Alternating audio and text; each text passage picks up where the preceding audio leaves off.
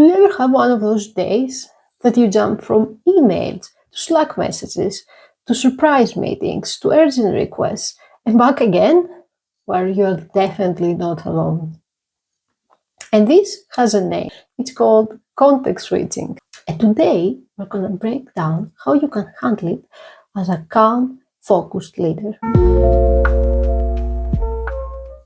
Okay, first things first. And this is probably the most important thing that you will hear today.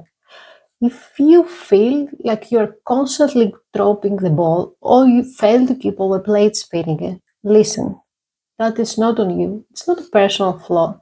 It's a flaw in the system we're all working in. Getting this is the first step. I mean, just think about your day so far. How many times a notification pinged and pulled you out of a deep thought? And make focus work feel, well, pretty much impossible. And what happens when you are bombarded with all that stuff all day long? There is actually a name about this completely fried feeling you get by 3 p.m. It's called cognitive overload. It's your brain's way of saying, hey, I have too much thrown at me and I cannot process anymore anything effectively. This is mental exhaustion, plain and simple. So what's the actual price you're paying for all this constant switching? It's not just a small annoyance, not at all. It is a real tangible cost. Think of it like a hidden tax that is you're paying on your focus and your productivity every single day. So many of us, we are multitasking like it's a badge of honor. I'm a great multitasker, right? But this shows the massive disconnect.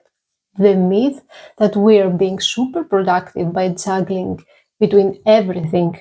The reality is that we are paying a steep price with every single switch, hidden tax that is drains our mental energy.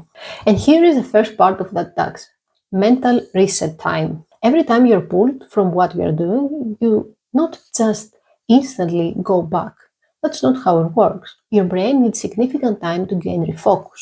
We're talking about 20 minutes to get back to that same status and focus level that you were. So if you do that a few times a day, your productive time just vanishes. And there is a second part of this task that is called decision fatigue. You know, it's our ability to make good, thoughtful decisions. It's like a muscle or maybe a battery. It's a finite resource. Constant context switches forces us to make hundreds of tiny little decisions. Do I answer this now? Or do I continue what I'm doing? And that just drains our battery. Okay, enough about the problem. Let's talk about the solution. How do we fix this? So the first strategy is actively taking back control of your day. It's not about passively wishing for fewer interruptions. It's about proactively designing boundaries that protect your time and your focus. So how do you actually build these boundaries? There are 3 powerful tactics you can use. First, theme days. You dedicate an entire day to one kind of work. So, for example, meeting Mondays or focus Fridays. For example, for me, I dedicate Tuesdays and Thursdays for my important meetings. Wednesdays is my focus time for strategic work. Fridays is my time for administration work, and Mondays is time for any meetings with my team to sync up. Second, protected blocks. So this is basically non-negotiable appointments with yourself for deep work. Block your calendar for everyone to see.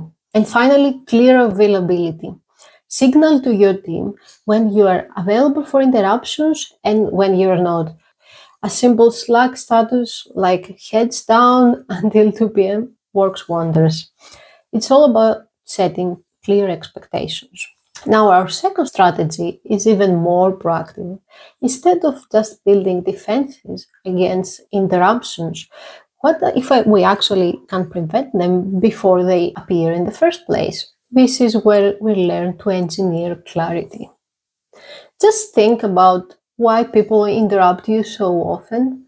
A huge number of those interruptions are really requests for clarification, right? And this is the solution. When the project goal and who is doing what and what are the next steps are clear from the beginning, these quick question pings, they start to fade away because your team feels more empowered to move forward on their own. And what about all the urgent requests for stakeholders that you get?